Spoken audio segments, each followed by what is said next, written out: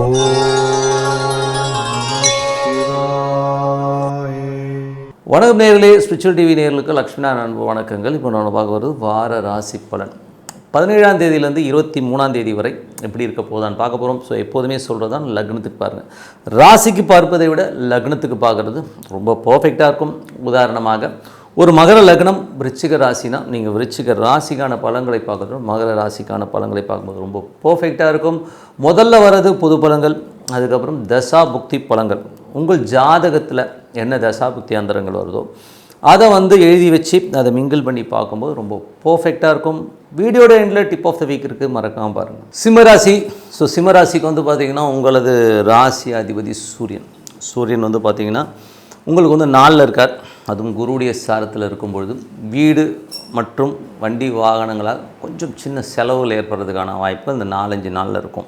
ஏன்னா அவன் எதுக்கு சொல்கிறேன்னா அது குருவுடைய சாரத்தில் போகிற ஒரு காலகட்டம். ஸோ அதனால் இந்த காலகட்டத்தில் உங்களுக்கு சின்னதாக செலவு வர்றதுக்கான வாய்ப்புகளை கண்டிப்பாக கொடுக்கும்.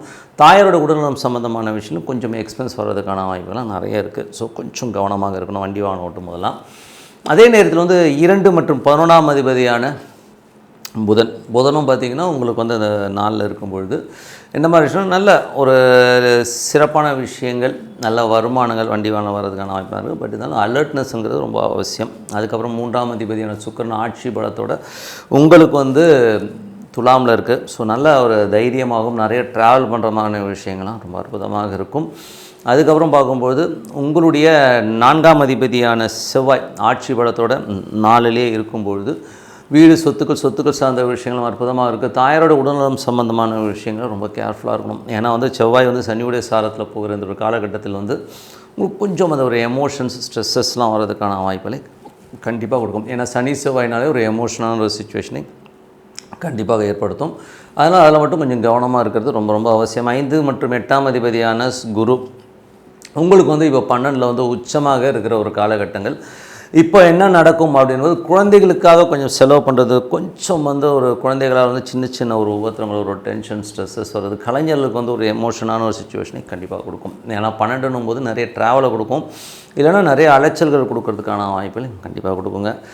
6 மற்றும் 7ஆம் அதிபதியான சனி 8ல் இருக்கிறது பார்த்திங்கன்னா உங்களுக்கு நிறைய வேலையில் ஒரு ஸ்ட்ரெஸ்ஸஸ் டென்ஷன்ஸ் இருக்கும். கணவன் மனைவிக்கு நடுவில் அந்த வாக்குவாதங்கள்லாம் கொஞ்சம் கண்ட்ரோல் பண்ணிக்கிறது ரொம்ப ரொம்ப நல்லது. ஸோ 9ஆம் அதிபதியான செவ்வாய் 4ல் இருக்கிறது. இன்றைக்குமே அது ஒரு பாதகாதிபதினு சொல்லுவோம். ஸோ பாதகாதிபதி 4ல் இருக்கும்போது தாயாரோட உடல்நலம் சம்மந்தமான விஷயங்கள், தாயார்கிட்ட பேசும்போது கொஞ்சம் கவனமாக இருக்கிறது ரொம்ப ரொம்ப நல்லது. ஏன்னா அது மேஜராக தசாபுத்தியம், இந்த செவ்வாய் தசாபுத்தி அந்தரங்கள் லிங்க் ஆச்சுன்னா கொஞ்சம் கேர்ஃபுல்லாக இருக்கிறது ரொம்ப ரொம்ப அவசியங்க. ஸோ அதுக்கப்புறம் 10ஆம் அதிபதியான சுக்கிரன். ஸோ 10ஆம் அதிபதியான சுக்கிரன் உங்களுக்கு 3ல் ஆட்சி பலத்தோடு இருக்கும்போது தொழில் ரீதியான விஷயங்கள், நிறைய பிரயாணம் பண்ணுறமான விஷயங்கள்லாம் நிறைய இருக்கும். ஸோ தொழில் ரீதியான விஷயங்களில் பிரயாணங்கள் இருக்கும். நல்ல ஒரு வருமானங்கள் வர்றதுக்கான வாய்ப்புலாம் ரொம்ப நல்லாயிருக்கும். கம்யூனிகேஷன் துறை, மார்க்கெட்டிங், சேல்ஸு, பேச்சாளர்கள் இவங்களுக்கெல்லாம் நல்ல ஒரு வருமானங்கள் வர்றதுக்கான வாய்ப்புலாம் ரொம்ப சூப்பராக இருக்குங்க.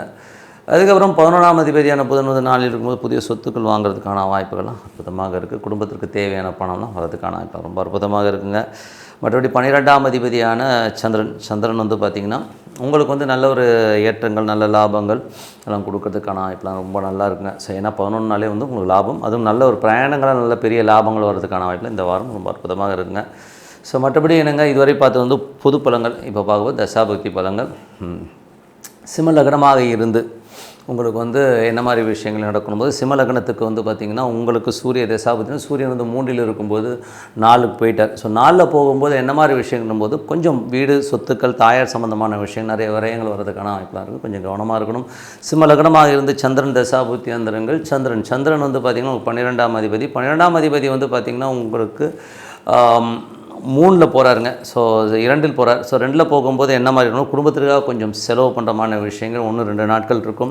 அதுக்கப்புறம் நிறைய பிரயாணங்களால் நல்ல லாபங்கள்லாம் இருக்கிறதுக்கான வாய்ப்புலாம் ரொம்ப அற்புதமாக இருக்குது. ஸோ அதுக்கப்புறம் பார்க்கும்போது சிம்ம லக்னமாக இருந்து செவ்வாய் தசாபதி. செவ்வாய் ஆட்சி பலத்தோட 4ல் இருக்கும்போது அற்புதமான பலங்களுக்கும் தொழில் ரீதியான விஷயங்கள் நல்ல லாபங்கள், நல்ல ஏற்றங்கள் இருக்கும்.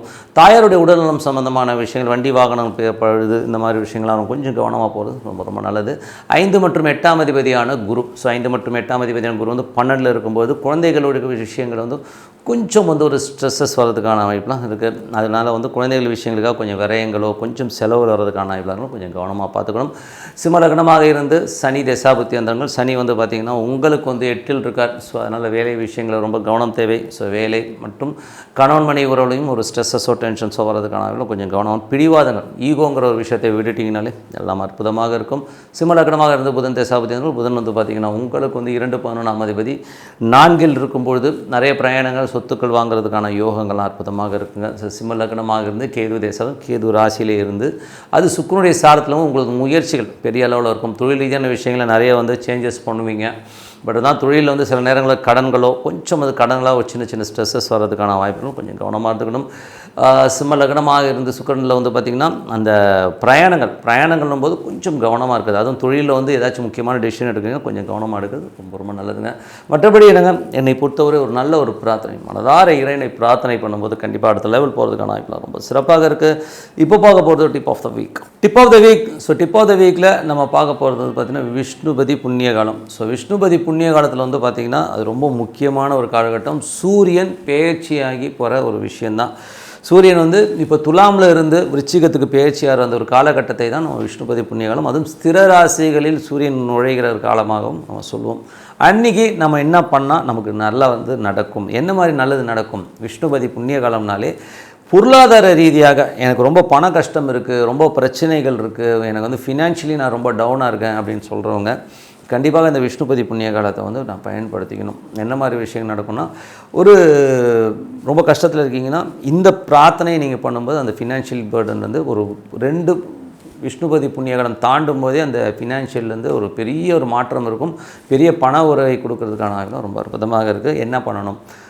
அது வந்து பார்த்திங்கன்னா விஷ்ணுபதி புண்ணிய காலம் உங்களுக்கு வர்றது வந்து பார்த்திங்கன்னா 17ஆம் தேதி அன்றைக்கி கார்த்திகை 1, ஓகேங்களா? 17ஆம் தேதி அன்றைக்கி இங்கே காலையில் 10:30 மணிக்கு வருதுங்க. ஸோ காலையில் வந்து 10:30 மணிக்குள்ளாக, அதாவது முதல் நாள் நைட்டு தான் அது பயிற்சி ஆகுது சூரியன்.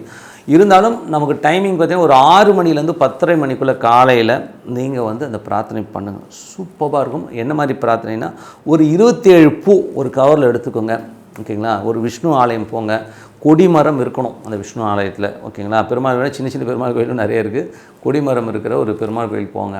மனதார அந்த ஓம் நமோ நாராயணா, ஓம் நமோ நாராயணான்னு சொல்லிட்டு அப்படி ஜபம் பண்ணுங்கள். சும்மா அப்படியே உள்ளுக்குள்ளே மனசார அந்த இறைவனை நினச்சிக்கிட்டு 27 சுற்று, ஒரு சுற்று முடியும் போது ஒரு பூவை வச்சுட்டு வாங்க. ஏன்னா நம்ம கவுண்டிங்கில் போனோம்னா பிரார்த்தனை போயிடும். அதுக்காக நீங்கள் வந்து சொல்லிக்கிட்டே பண்ணிட்டு வாங்க. 27 சுற்று சுற்றிட்டு இறைவனை மனதார பிரார்த்தனை பண்ணிவிட்டு வெளியில் வாங்க. அற்புதமான பலன்கள். இந்த விஷ்ணுபதி புண்ணிய காலங்கிறது வந்து ரொம்ப ரொம்ப முக்கியமான விஷயம்.